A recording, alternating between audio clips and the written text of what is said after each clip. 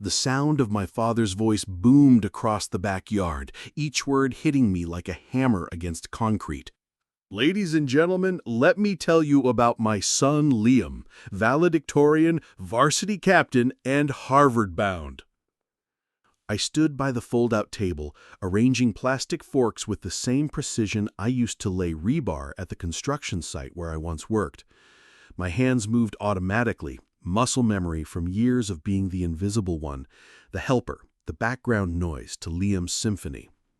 Before we jump back in, tell us where you're tuning in from. And if this story touches you, make sure you're subscribed because tomorrow I've saved something extra special for you.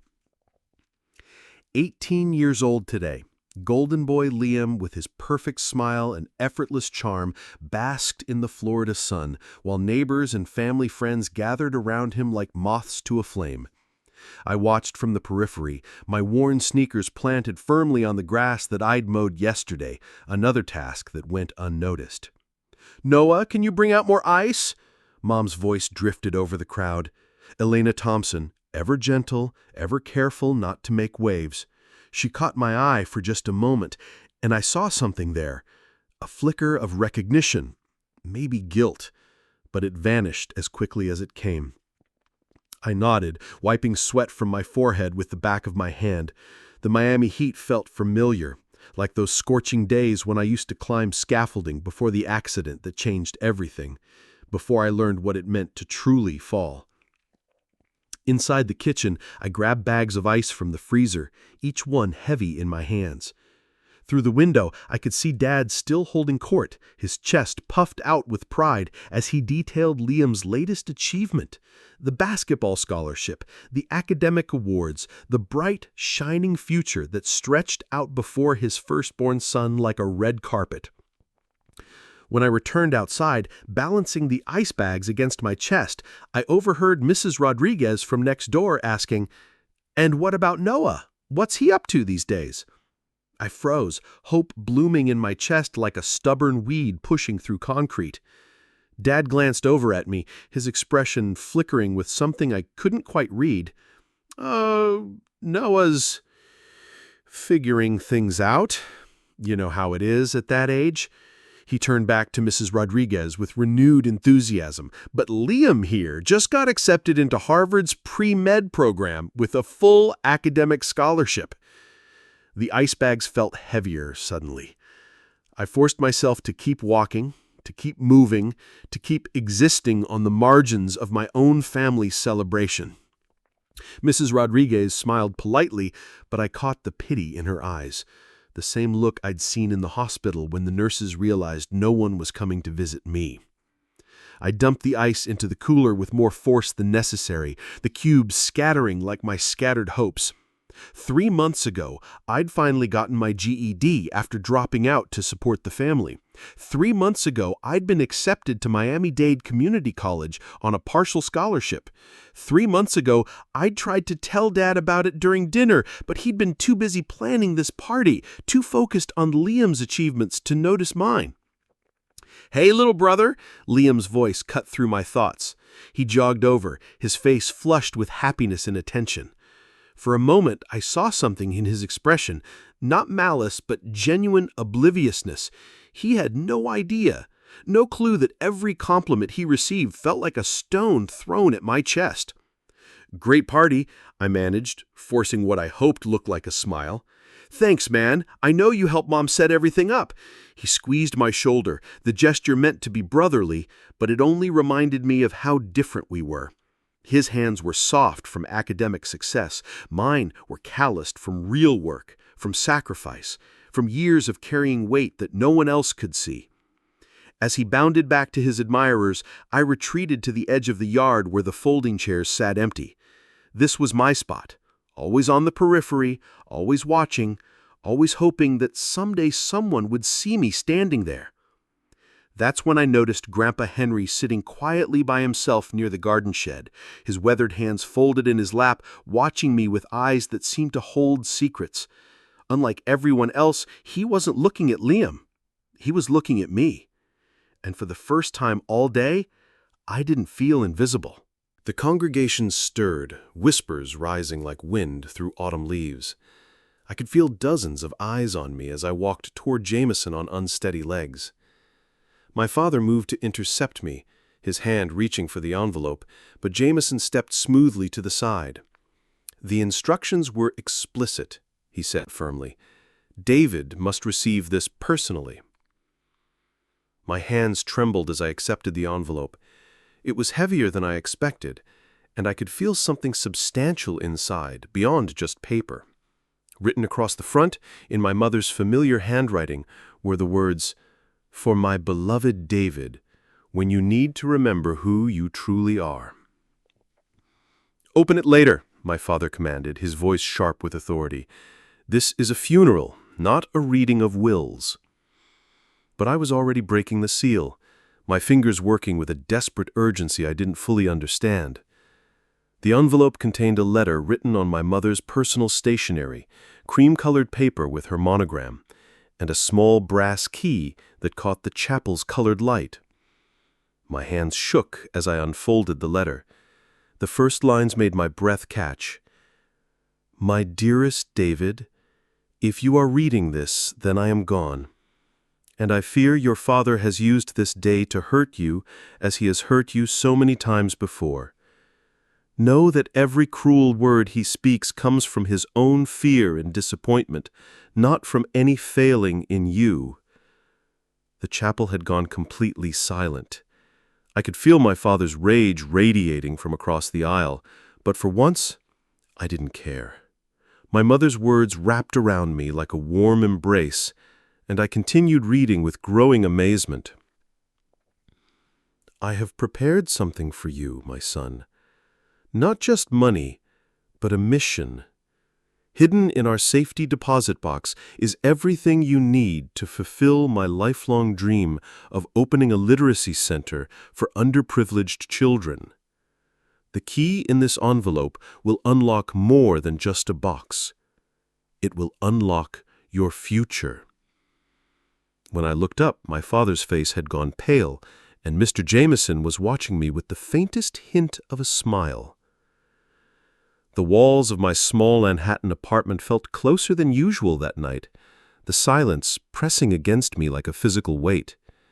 I sat at my kitchen table under the harsh fluorescent light, my mother's letter spread before me alongside the brass key that seemed to hold the promise of everything and nothing at once. The funeral reception had ended hours ago, but I could still hear the whispered conversations that followed me out of the chapel. Family members discussing my father's outburst in hushed, embarrassed tones. I read the letter for the fourth time, my eyes tracing each carefully formed word. My mother had always possessed beautiful handwriting, the kind they taught in schools when penmanship mattered. But these words carried more than elegance. They carried hope, purpose, and a love that reached beyond death itself. "David, you have always seen the light in others, even when they cannot see it in themselves.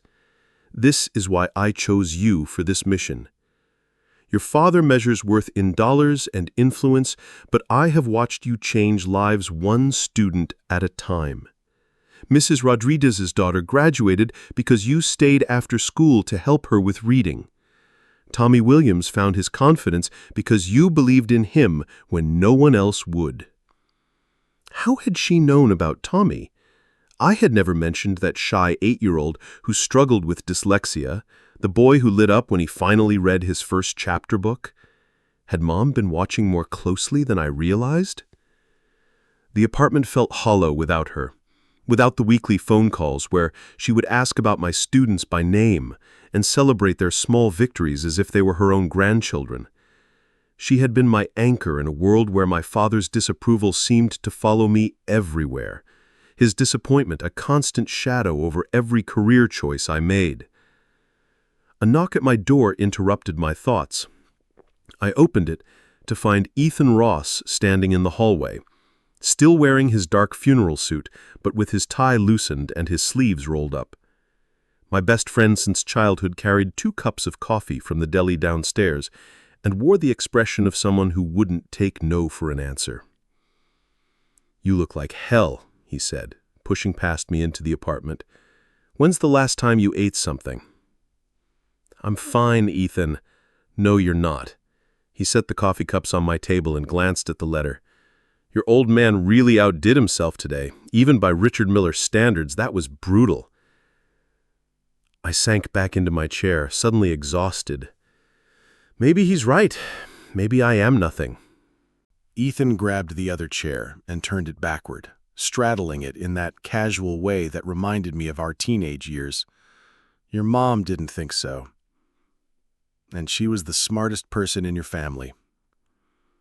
He nodded toward the letter. "What does it say?" As I explained about the literacy center, the hidden inheritance, and the mission my mother had entrusted to me, I watched Ethan's expression shift from sympathy to excitement. "David, do you realize what this means? She saw something in you that your father refuses to see. She trusted you with her dream." "But what if I can't do it? What if I fail her?" Ethan leaned forward, his voice firm. "Then you'll fail trying to help kids learn to read. There are worse ways to fail." The Miller estate loomed before me like a fortress of privilege. Its Georgian columns and manicured lawns, a stark reminder of the world I had never quite belonged to. I gripped my mother's brass key tighter as I walked up the familiar stone pathway, remembering all the times I had approached this door as a child, hoping for my father's approval and leaving with fresh wounds instead. I had come to speak with Mr. Jameson about the safety deposit box, but it was my father who answered the door. Richard Miller stood in the entrance wearing his weekend uniform, pressed khakis and a polo shirt that probably cost more than my monthly rent. His face darkened the moment he saw me. "You have some nerve showing up here after yesterday's spectacle," he said, blocking my path. "I need to speak with Jameson. Harold has been dismissed from our family services." His voice carried the cold finality of a corporate termination. "Whatever fantasy your mother filled your head with, it ends now." I felt something shift inside me, a resolve I hadn't known I possessed. She left me something, and I intended to claim it. His laugh was sharp and bitter. "You think you could waltz in here with that pathetic letter and demand a handout? I have the real will, David, the one that matters. You get nothing." "Then why are you so afraid of what she left me?" For a moment, his composure cracked, and I saw something raw beneath his polished exterior. Not just anger, but genuine fear. "Because you're going to embarrass this family with whatever noble crusade she sent you on. A literacy center?" He spat the words like they tasted bitter. "Do you have any idea how much money you'll waste? How many people you'll disappoint?" "The only person who's disappointed me is standing right in front of me." His face flushed red. "Get off my property before I call security." But as I turned to leave, I heard Harold's voice from the hallway. "David, wait." The elderly lawyer appeared behind my father, his expression carefully neutral. "There's nothing to discuss," Richard snapped. Jameson's eyes met mine with quiet understanding. "Your mother was very thorough in her preparations, David. Very thorough indeed." He glanced meaningfully toward the study. "She left detailed instructions about her personal effects. Perhaps you might find what you're looking for among her writing desk." My father's face went pale. "Harold, you're overstepping." "I'm following Margaret's explicit wishes," Jameson replied firmly, "as I always have." As I walked away from the estate, I carried with me not just my mother's key, but the knowledge that even in death, she had outmaneuvered my father's attempts to control our family story. I returned to the estate 3 days later when I knew my father would be at his office downtown. The housekeeper, Maria, had worked for our family for 15 years, and remembered when I used to help my mother in her garden as a boy. She let me in with a sad smile and a whispered, "She would want you to have what's yours, mijo." My mother's writing desk sat in the sunroom where it had always been, surrounded by her beloved plants that now looked wilted without her care. The mahogany surface was neat as always, but I knew Mom's secrets were hidden in the small drawers and compartments she had shown me years ago when I was curious about where she kept her important things. My fingers found the hidden panel at the back of the largest drawer, and it slid away to reveal a leather-bound journal I had never seen before. The pages were filled with my mother's careful handwriting, documenting her dream in vivid detail. But it was the handwritten note attached that broke me. "Noah, your father doesn't see you because he's forgotten what it means to struggle. But I see you, boy. I see every early morning, every sacrifice, every moment you put this family before yourself. You are the strongest of us all, and it's time you knew it. The bonds should be enough for college, maybe more. Use them, build something of your own. Henry." I pressed the letter to my chest and finally let myself cry. Not the bitter tears of rejection I'd shed in the hospital, but something different. Something that felt like coming home to myself for the first time in my life. For once, someone had seen me. Really seen me. Telling and preparing this story took us a lot of time, so if you are enjoying it, subscribe to our channel. It means a lot to us. Now, back to the story. The next morning, I found Dad at the kitchen table surrounded by college brochures and financial aid forms, all stamped with Harvard's crimson seal. He was on the phone with someone from the admissions office, his voice animated in a way I'd never heard him use when talking about me. Yes, Liam will definitely accept the pre-med track," he said, making notes on a yellow legal pad. "We're so proud of him." I stood in the doorway, Henry's letter folded in my back pocket like a talisman.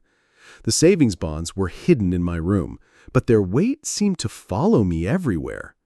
For the first time in my life, I had something that belonged to me, really belonged to me.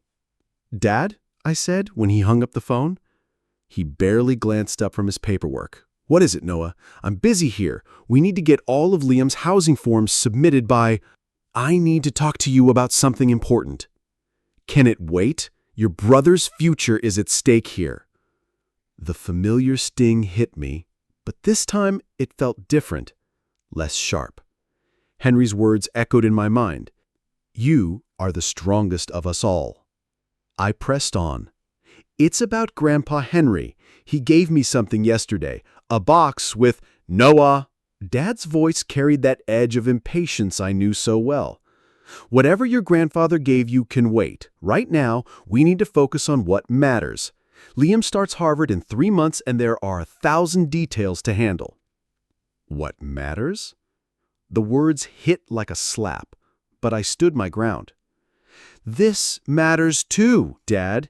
He left me savings bonds, enough for—" "Don't distract from your brother's big year." Dad cut me off, finally looking up with irritation creasing his forehead. "Liam's worked his entire life for this opportunity. The last thing he needs is you creating drama over whatever trinkets Henry decided to pass along." Trinkets! He called Henry's life savings, his medals, his love, trinkets. Across the kitchen, Liam appeared in the doorway, still wearing his Harvard t-shirt from yesterday. He looked between us, reading the tension, but said nothing. Just like always. He grabbed an apple from the fruit bowl and started to leave. "Liam," I called out, desperation creeping into my voice, "don't you think it's unfair that—" He paused, apple halfway to his mouth. For a moment, I thought he might actually say something, but instead he just shrugged. That same casual gesture that dismissed my pain as easily as swatting a fly. "I don't know, man. Dad's just excited about college stuff. You get it, right?" No, I didn't get it. I didn't get how my brother could be so blind to the obvious favoritism, how he could accept Dad's attention as his natural right while I begged for scraps. But looking at him standing there, golden and oblivious, I realized something that Henry's letter had started to teach me. Liam wasn't my real problem. My real problem was waiting for them to see me instead of seeing myself. 2 days later, I found myself standing on Grandpa Henry's front porch, the wooden box tucked under my arm like a briefcase full of secrets. His small house in Little Havana felt like a sanctuary compared to the tension that had been suffocating me at home. Henry opened the door before I could knock, as if he'd been expecting me. His weathered face creased into a knowing smile. "Come in, boy. We've got talking to do." His living room was modest but clean, filled with the smell of Café Cubano and old wood. Military medals hung in a simple frame on the wall, the same Bronze Star and Purple Heart mentioned in his will. I'd never really looked at them before, never understood what they meant. As we walked out into the evening air, I realized my mother had been right about one thing. I wasn't fighting this battle alone. The Manhattan courthouse felt like a cathedral of justice, its marble columns and high ceilings designed to inspire reverence for the law. I sat beside Jameson at the plaintiff's table, my mother's journal and letter arranged carefully before us like sacred artifacts. Across the aisle, my father commanded attention in his perfectly tailored navy suit, flanked by 3 lawyers from Cromwell and Associates, who looked like they could devour smaller firms for breakfast. Judge Patricia Henley, a stern woman in her 60s with silver hair and sharp eyes, called the court to order. The gallery was packed with faces both familiar and new, Elena Lopez in the front row, Ethan giving me an encouraging nod, and several people I didn't recognize who had apparently come to support my mother's memory.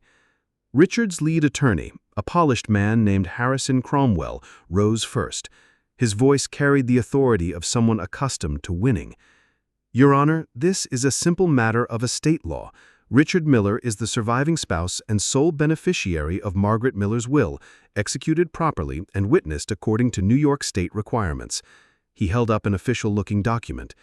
"Any subsequent arrangements or informal letters hold no legal weight against a valid will." My hands trembled as Cromwell painted me as an opportunistic son trying to exploit his mother's death for financial gain. He dismissed my mother's letter as emotional manipulation and suggested the trust fund was established under undue influence and diminished mental capacity.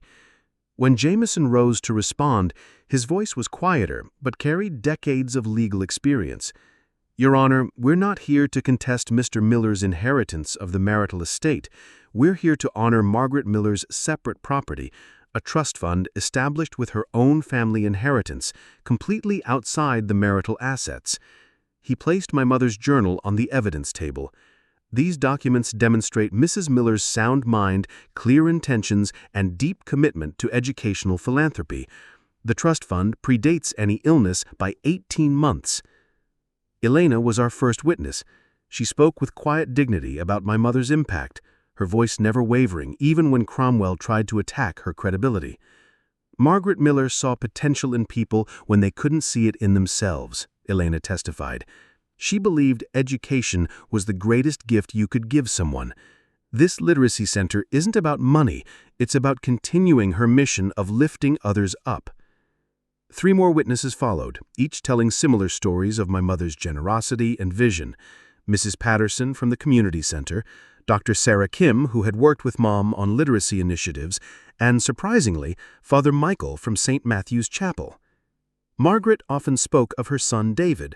She was immensely proud of his teaching career and worried that others didn't recognize his calling.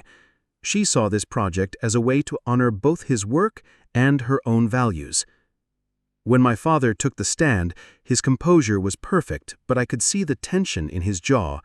Under cross-examination, cracks began to show. "Did you know about your wife's educational activities?" Jameson asked. "She had hobbies," Richard replied dismissively. "Hobbies? Would you call tutoring underprivileged children for 20 years a hobby?"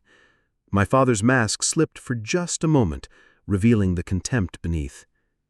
The courtroom fell silent as Jameson approached the evidence table with a manila folder I had never seen before.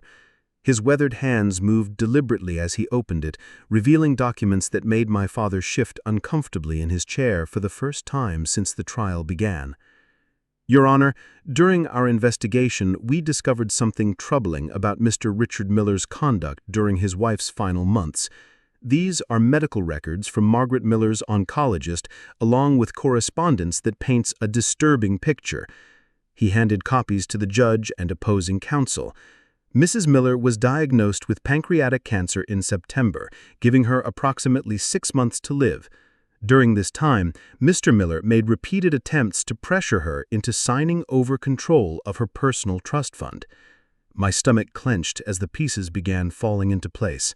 The hushed phone conversations I had overheard during my visits, the way Mom would grow quiet and pale after certain discussions with Dad, the stress that seemed to age her beyond what the illness alone could explain. Cromwell objected, but Judge Henley allowed the evidence. Jameson continued methodically, like a surgeon exposing infected tissue. Dr. Patricia Morrison will testify that Mrs. Miller expressed fear about her husband's financial pressure during her treatment. She specifically requested that certain documents be kept confidential from her spouse. He produced a sworn affidavit. Mrs. Miller told Dr. Morrison, and I quote, "Richard wants me to change my will, but I know David needs this center more than Richard needs another investment." The blood drained from my father's face. In the gallery, I heard Elena gasp softly. But Jameson wasn't finished. Perhaps most damning is this series of letters. He held up a stack of envelopes. Letters that Mrs. Miller wrote to David during her final months. Letters that never reached him because Mr. Miller intercepted them from the mailbox. My hands trembled as Jameson read excerpts aloud. "My dearest David, I tried calling, but your father says you're too busy to speak with me. I hope you know how proud I am of you. And I wish I could tell you about my diagnosis in person, but Richard insists we shouldn't burden you while you're working." The courtroom began to spin around me. All those months when I thought Mom was growing distant, when I believed she was too sick to want my company, she had been reaching out. My father had systematically cut off communication between us, isolating her during her final battle. "Your Honor," Jameson's voice cut through my anguish, "Richard Miller didn't just try to steal his wife's money, he stole her last months with her son." I looked across the courtroom at my father, seeing him clearly for perhaps the first time in my life. Not just a demanding parent or successful businessman, but a man so consumed with control that he had weaponized my mother's love against both of us. Richard Miller sat perfectly still, but his hands were clenched into fists, and his carefully maintained composure was finally cracking like ice in spring. Judge Henley deliberated for what felt like hours, but was probably only 20 minutes. The courtroom remained packed, tension crackling through the air like electricity before a storm. I sat beside Jameson, my mother's journal clutched in my hands, trying to process the revelations about those stolen letters. Elena reached forward from the gallery to squeeze my shoulder, her touch a reminder that I wasn't facing this alone. When the judge returned, her expression was grave but resolute. "In 40 years on this bench, I have rarely encountered such a clear case of emotional manipulation disguised as legal maneuvering." She fixed my father with a stern gaze. "Mr. Richard Miller's conduct during his wife's final months was not only morally reprehensible, but potentially criminal." My father's lawyers shifted uncomfortably, but Richard himself sat motionless, his mask finally slipping to reveal the desperate man beneath. The trust fund established by Margaret Miller was her separate property, administered according to her clear and documented wishes. The evidence shows Mrs. Miller possessed complete mental capacity and made her decisions free from any undue influence, except, tragically, from her own husband. Judge Henley's voice hardened. "The intercepted correspondence and medical testimony demonstrate Mr. Miller's systematic attempt to isolate his dying wife from her son, while pressuring her to abandon her charitable intentions." The gavel came down with finality. "I hereby uphold the validity of Margaret Miller's trust fund and educational directive. David Miller is awarded full control of the $450,000 trust to be used exclusively for the Literacy Center as his mother intended." The courtroom erupted. Elena burst into tears. Ethan whooped with joy before remembering where he was. Behind me, I heard applause from the community members who had come to support my mother's memory. But I could only stare across the aisle at my father. He rose stiffly, his face a mask of cold fury, and walked toward the exit without a single glance in my direction. At the doorway, he paused. "You think you've won something," he said, his voice carrying across the courtroom despite its quiet intensity. "You're still nothing, David. This changes nothing." Then he was gone, leaving behind 30 years of rejection and an empty space that I realized for the first time I no longer needed him to fill. Jameson stood and extended his hand. "Your mother would be very proud." As reporters gathered outside and supporters congratulated me, I felt a strange mix of triumph and loss.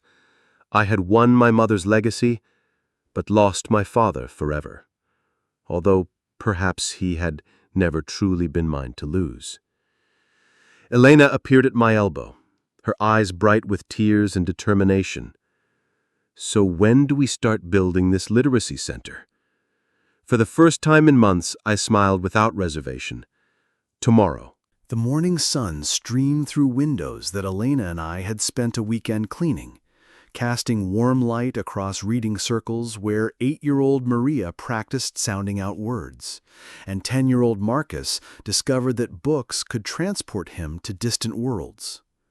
Mrs. Patterson, the community center director who had testified at the trial, worked with a group of adults who had come to improve their reading skills. Parents who wanted to help their children with homework, immigrants seeking better jobs, grandparents determined to read bedtime stories. On the main wall hung a mural painted by local artists, a beautiful portrait of my mother surrounded by books, children, and flowering trees. Beneath it, bronze letters spelled out the words from her final journal entry. "He has been mighty in all the ways that matter."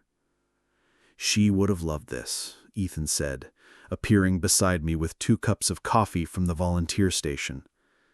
His firefighter's schedule allowed him to tutor on Tuesday evenings, and watching him help struggling readers with the same patience he used to calm frightened accident victims reminded me why he had been my best friend for so many years. "The waiting list is up to 43 families," Elena reported, joining us with a tablet full of spreadsheets. She had become our unofficial program coordinator, bringing the same meticulous attention to detail that had made her a successful paralegal. "We're going to need to expand sooner than we thought." I smiled, remembering my mother's words about seeing potential in people when they couldn't see it in themselves. The center wasn't just fulfilling her dream, it was creating new dreams for every person who walked through our doors. A small hand tugged at my sleeve. 7-year-old Sophia, whose grandmother had enrolled her after struggling to help with homework, looked up at me with bright eyes. "Mr. David, I finished the whole book. Can I pick another one?" As I knelt down to help her choose her next adventure, I caught my reflection in the window. The man looking back at me bore little resemblance to the broken person who had stood at his mother's funeral 6 months ago. This man had purpose, community, and the quiet confidence that comes from knowing your worth isn't determined by someone else's approval. In the distance, I could see children running home from school, backpacks bouncing, eager to tell their families about their day. Tomorrow, some of them would come to the center, and we would help them discover that they, too, could be mighty in all the ways that matter. My mother's legacy lived on, and so did I.